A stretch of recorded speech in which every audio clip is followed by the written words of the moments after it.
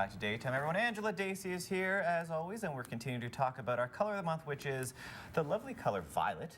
Yeah. Right, Angela? Yes, it is. Well, we always know because she's wearing the color on glasses, her shirt and her eyes. Her eyes. Or are my glasses violet? Well, they're kind of a purple tint. I got to tell you, though, so I have a violet shirt, and every time I wear it, I get compliments on it, and I always say, well, It's Angela true. Dacey says it's the highest radiating color, and therefore it makes me a better person. True or false?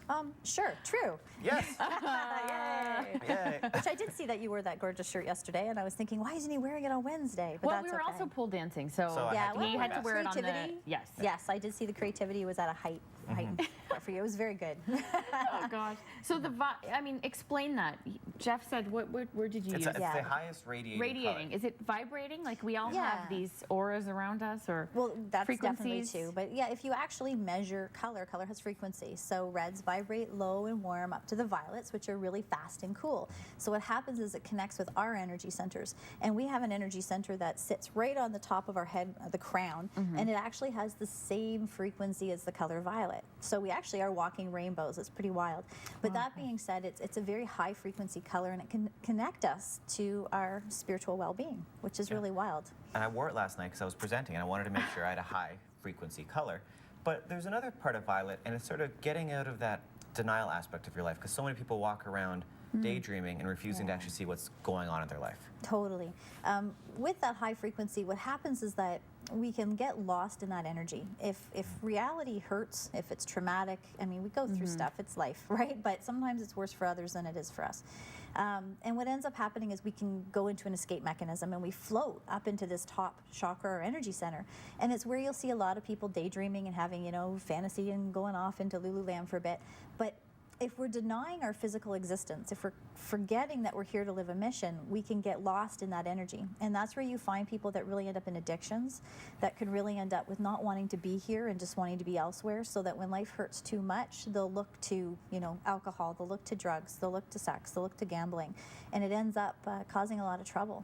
So I was thinking of that show, Intervention. Yeah. Right? Where it's like almost you have to have everybody around you bringing you back down to earth and smacking you in the face saying, wake up, you're here, you need to live. Yeah. Because they're so far gone into the fantasy world, they don't really understand they need to come into the physical. Does that make sense? Yeah, it does. I Yeah. mean, so that is an instance where you've got too much of one category, or Completely. So what happens is you almost Okay. have too much energy, in that one area.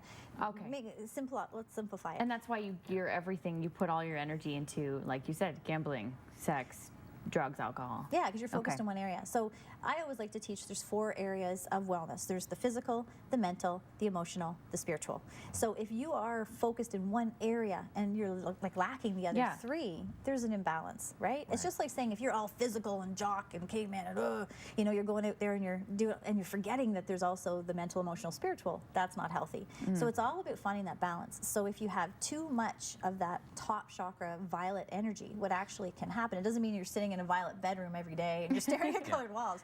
I mean, we use color as the tool to teach, but it really says, you know what, where am I sitting in denial and where do I need to get back into reality? Yeah. Okay, so you can have too much of a good thing. With the Yeah. 4 pillars, what I believe tends to happen is you sort of dominate in maybe 2, and they're doing really, really well. And this third guy, yeah, he's okay, but the 4th one's just collapsed. And it's probably not until it's almost at the point of just total debacle that you realize it is falling apart, right? Actually, Jeff and I were talking about this morning. What were we talking about? Certain people put all of their effort into careers, Yes. but then they fall short on maybe their relationships. And, as they get older, they have this wonderful career, but might not have You got it. a family behind them. Can that happen as well? Oh, exactly. They're just focused in one area more than another. Yeah. And it is all really about balance. People laugh saying, can you find balance? Balance harmoniously across the board is a tough thing that we're all searching for.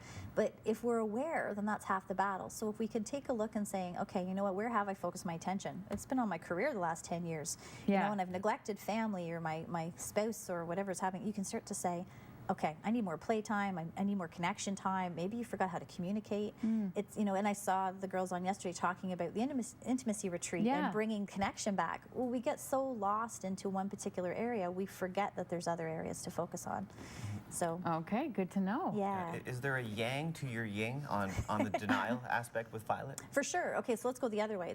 We just talked if they had too much energy. Let's say someone doesn't Yeah, have enough. too little. Then they could be neglecting their spiritual center. And what could happen is they really need to bring in a sense of belief and some form of faith. And again, that can be whatever works for you. But sometimes we need to let go of control. And we need to say, okay, we're not always in control in this life, help. And as soon as we surrender and release, we'll find that maybe we're guided in a way we didn't expect.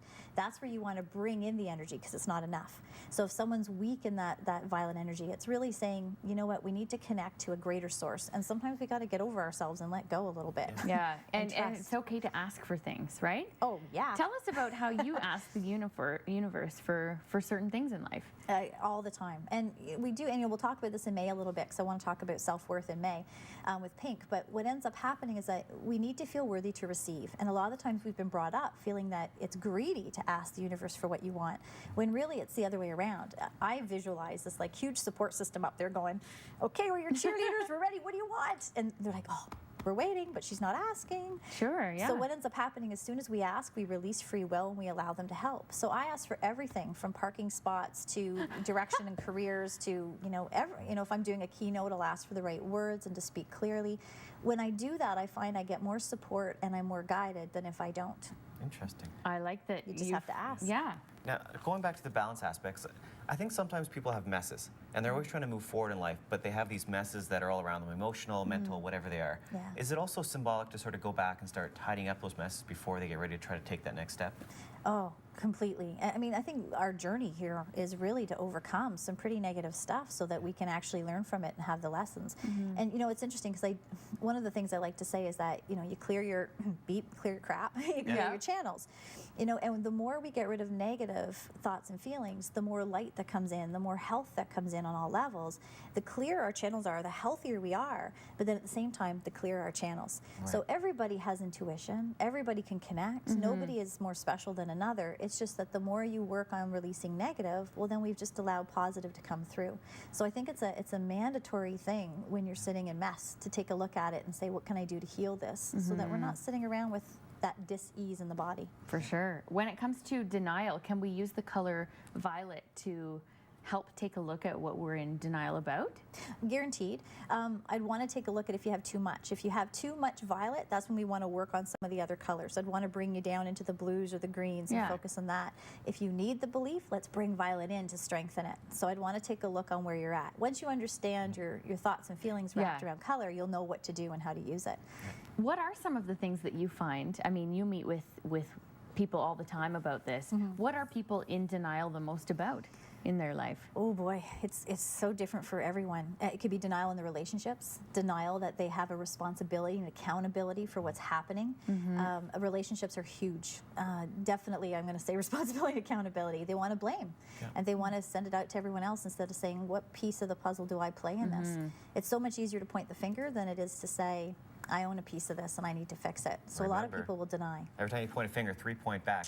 Now, we should point out that you have a workshop coming up. Oh, thanks. Oh, yeah, What's going on? What's taking place? Okay, so my first level, Detox Your Thoughts, I have it 3 times a year. So the next one, the spring date, is May 15th. It's on Saturday.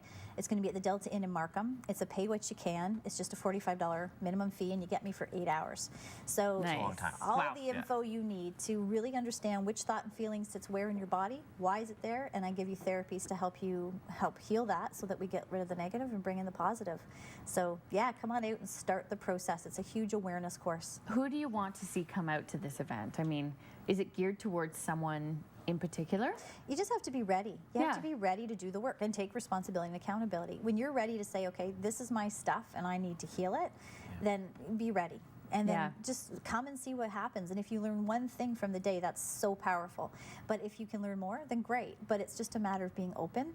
Yeah. And you'll have fun with it because it's with color and scents and music. And I use lots of fun things, so it's not so heavy. Because sometimes calling up that negative stuff's not always fun. But we have a good time with it. So Thank you, Angela. Thank you. The website for more information is angeladacey.com. You can sign up there, and at the end of the show, we're giving away an actual pass to go to this event, to go to the workshop. We'll be right back with more on Daytime.